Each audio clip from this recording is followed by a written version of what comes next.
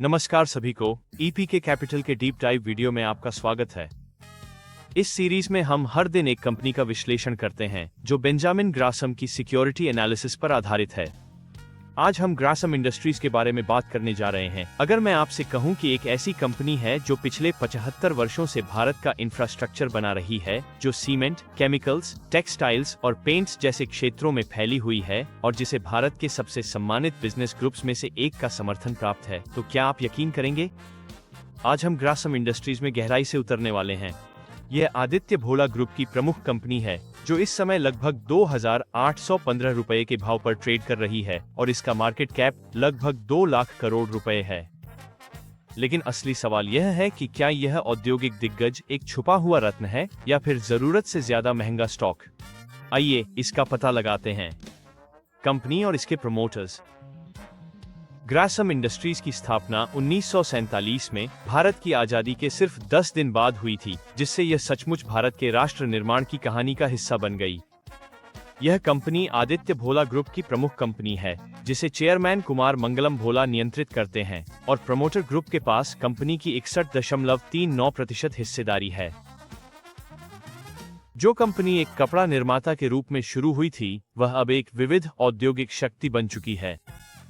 आज ग्रासम 4 मुख्य क्षेत्रों में काम करती है। सीमेंट, अल्ट्राटेक सीमेंट के माध्यम से सेलुलोसिक फाइबर्स, जहां वे दुनिया के सबसे बड़े विस्कोस स्टेपल फाइबर उत्पादक हैं, जिनका वैश्विक बाजार में 24% हिस्सा है। केमिकल्स, भारत में सोडियम हाइड्रोक्साइड के दूसरे सबसे बड़े उत्पादक और सबसे नया क्षेत्र पेंट्स, जिसमें बिड़ला ओपस के साथ प्रवेश किया है। नेतृत्व में प्रबंध निदेशक हिमांशु कपानिया शामिल हैं और बोर्ड में परिवार के सदस्य तथा स्वतंत्र निदेशक दोनों ही हैं, जिससे दृष्टि और संचालन के बीच संतुलन बना रहता है।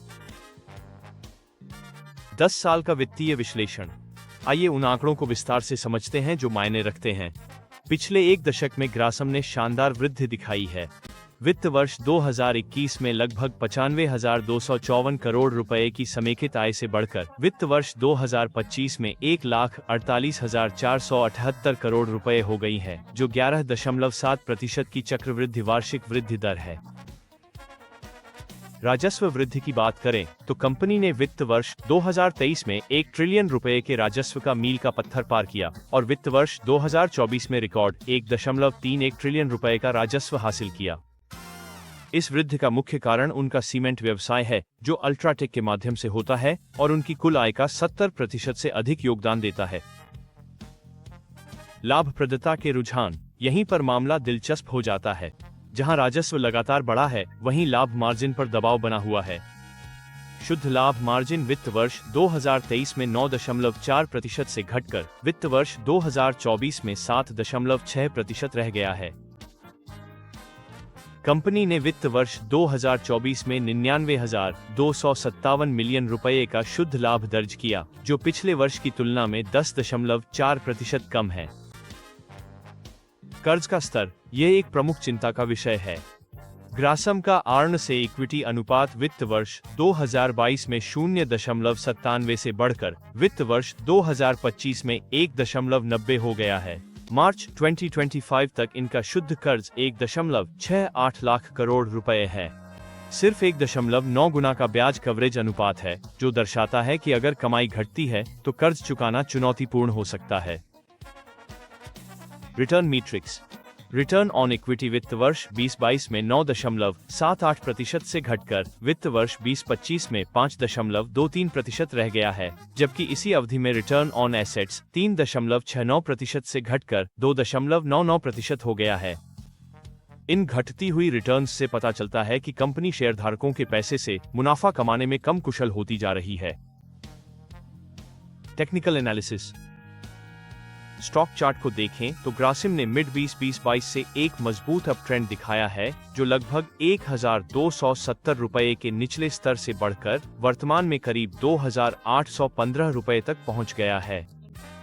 जुलाई 2024 में स्टॉक ने लगभग 2,880 रुपए के आसपास एक महत्वपूर्ण शिखर बनाया। मुख्य तकनीकी स्तर। रेजिस्टेंस 2,885 रुपए, 2,900 रुपए पिछला उच्चतम स्तर। सपोर्ट 2,700 रुपए, हाल का स्विंग लो 2,500 रुपए, मजबूत सपोर्ट जोन टेक्निकल इंडिकेटर्स के अनुसार RSI फिलहाल लगभग 55 पर है, जो न्यूट्रल मोमेंटम को दर्शाता है। मूविंग एवरेजेस एक बुलिश सेटअप दिखा रहे हैं क्योंकि स्टॉक सभी प्रमुख MA के ऊपर ट्रेड कर रहा है। हालांकि स्टॉक कई बार 2880 रुपए के रेजिस्टेंस लेवल के ऊपर जाने में असफल रहा है, जो इन स्तरों पर मजबूत बिकवाली के दबाव का संकेत देता है। चार्ट पैटर्न की बात करें तो स्टॉक 2400 रुपए से 2800 रुपए के बीच एक रेक्टेंगल कंसोलिडेशन पैटर्न बनाता हुआ दिख रहा है, जो अगर ऊपर की ओर ब्रेक करता है तो यह एक कंटिन्यूएशन पैटर्न हो सकता है। Benjamin Graham valuation. अब वैल्यू इन्वेस्टिंग के नजरिए से देखते हैं। बेंजामिन ग्राहम फॉर्मूला का उपयोग करते हुए मैंने कंपनी की प्रति शेयर आय 59 रुपए 90 पैसे और प्रति शेयर बुक वैल्यू 2266 रुपए 91 पैसे के आधार पर आंतरिक मूल्य की गणना की। ग्राहम नंबर 1748 रुपए निकलता है, जो कि मौजूदा बाजार मूल्य 2815 रुपए से काफी कम है। इससे पता चलता है कि ग्रासम रूढ़िवादी मूल्यांकन पद्धति के अनुसार स्टॉक का मूल्यांकन लगभग 61% अधिक है। हालांकि यह ध्यान रखना महत्वपूर्ण है कि ग्रासम फॉर्मूला परिसंपत्ति भारी स्थिर व्यवसायों के लिए सबसे अच्छा काम करता है, जो कि ग्रासम निश्चित रूप से है। लेकिन इस फार्मूले में विकास की संभावनाओं या पेंट्स कारोबार के विस्तार जैसी रणनीतिक पहलों को शामिल नहीं किया गया है। पेशेवरों बनाम कोंटेबुर्ला के आशावादी होने के कारण। 1. विविधीकृत व्यापार पोर्टफोलियो। ग्रासम को सीमेंट, रसायन, फाइबर और पेंट्स के विविध राजस्व स्रोतों से लाभ मिलता है, जिससे किसी एक क्षेत्र पर निर्भरता कम हो जाती है। 2. बुनियादी ढांचे की विकास कहानी। भारत में बड़े पैमाने पर बुनियादी ढांचे को बढ़ावा दिए जाने के कारण सीमेंट व्यवसाय, जो राजस्व का 70% है, सरकारी व्यय से लाभ उठाने की अच्छी स्थिति में है। 3. पेंट्स व्यवसाय की संभावना। उनके बुर्ला ओपस पेंट उद्यम ने उल्लेखनीय सफलता हासिल की है। लॉन्च के मात्र 6 महीने के भीतर ही यह भारत का तीसरा सबसे बड़ा सजावटी पेंट ब्रांड बन गया, जिसका पहले वर्ष में राजस्व 2600 से 2700 करोड़ रुपए था। 4. बाजार नेतृत्व, 24% बाजार हिस्सेदारी और रसायनों में मजबूत स्थिति के साथ विस्कोस स्टेपल फाइबर में वैश्विक नेता। 5. मजबूत मूल समूह। आदित्य भोला समूह का समर्थन वित्तीय मजबूती और रणनीतिक मार्गदर्शन प्रदान करता है। सावधान रहने के लिए कुछ कारण हैं। 1. उच्च ऋण बोझ। 1.9 का ऋण से इक्विटी अनुपात तथा मात्र 1.9 गुना का खराब ब्याज कवरेज वित्तीय स्थिरता के बारे में चिंता उत्पन्न करता है। 2. लाभप्रदता में गिरावट। शुद्ध लाभ मार्जिन 9.4% से घटकर 7.6% हो गया है तथा ROE में काफी गिरावट आई है। 3. चक्रीय व्यापार प्रकृति। सीमेंट और रसायन चक्रीय उद्योग हैं, जो आर्थिक मंदी के प्रति संवेदनशील हैं। 4. महंगा मूल्यांकन। 47 गुना के P पर कारोबार ऐतिहासिक औसत और ग्रासम रूढ़िवादी मूल्यांकन से काफी ऊपर। 5. विनियामक मुद्दे। कंपनी को VSF कारोबार में प्रतिस्पर्धा विरोधी प्रथाओं के लिए CCI दंड का सामना करना पड़ा है। महत्वपूर्ण जांचें। विवाद और शासन। ग्रासम को विनियामक चुनौतियों का सामना करना पड़ा है, विशेष रूप से भारतीय प्रतिस्पर्धा आयोग से। 2020 में CCI ने विस्कोस स्टेपल फाइबर बाजार में अपनी प्रमुख स्थिति का दुरुपयोग करते हुए भेदभावपूर्ण मूल्य निर्धारण के लिए 301.6 करोड़ रुपए का जुर्माना लगाया था। इसके बाद 2021 में इसी तरह के आचरण के लिए CCI का एक और आदेश आया। हाल ही में कंपनी के पेंट व्यवसाय पर एशियन पेंट्स द्वारा प्रतिस्पर्धा विरोधी प्रथाओं के आरोप लगे। हालांकि CCI ने इसके बजाय एशियन पेंट्स के खिलाफ जांच का आदेश दिया है। वैश्विक बाजार में स्थिति। ग्रासम दुनिया में विस्कोस स्टेपल फाइबर का सबसे बड़ा उत्पादक है, जिसकी वैश्विक बाजार में 24% हिस्सेदारी है।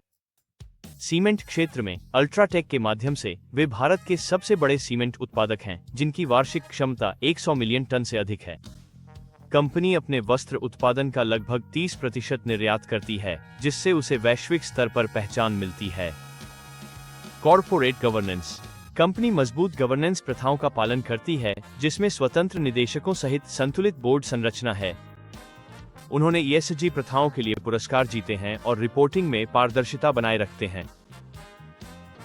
निष्कर्ष: ग्रासम इंडस्ट्रीज एक क्लासिक निवेश दुविधा प्रस्तुत करती है। एक ओर आपके पास एक अच्छी तरह से विविधीकृत औद्योगिक समूह है जिसकी बाजार में मजबूत स्थिति है, जो भारत के सबसे सम्मानित व्यापार समूहों में से एक द्वारा समर्थित है और जो भारत की बुनियादी ढांचा विकास कहानी से लाभ उठाने के लिए तैयार है। पेंट्स और B2B e-commerce platform Birla pivot में उनकी सफल एंट्री यह दिखाती है कि प्रबंधन नई संभावनाओं की पहचान करने और उन्हें लागू करने में सक्षम है।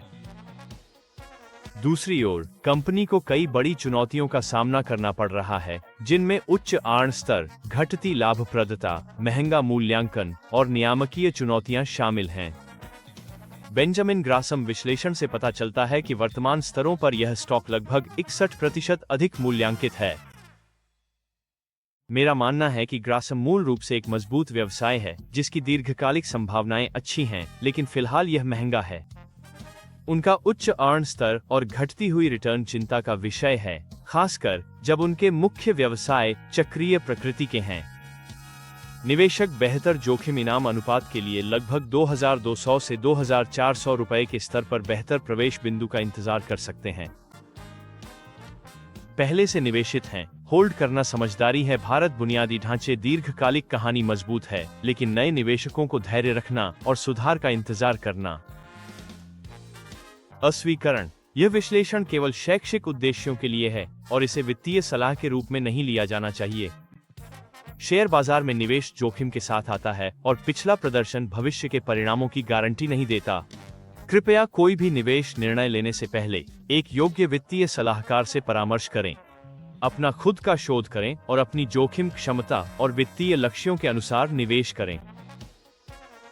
इस वीडियो के लिए हमारे पास बस इतना ही था। देखने के लिए धन्यवाद। अगर आपको ये वीडियो उपयोगी लगा हो तो कृपया लाइक बटन दबाएं, हमारे चैनल को सब्सक्राइब करें और कमेंट्स में बताएं कि आप अगली बार किस कंपनी का विश्लेषण देखना चाहेंगे।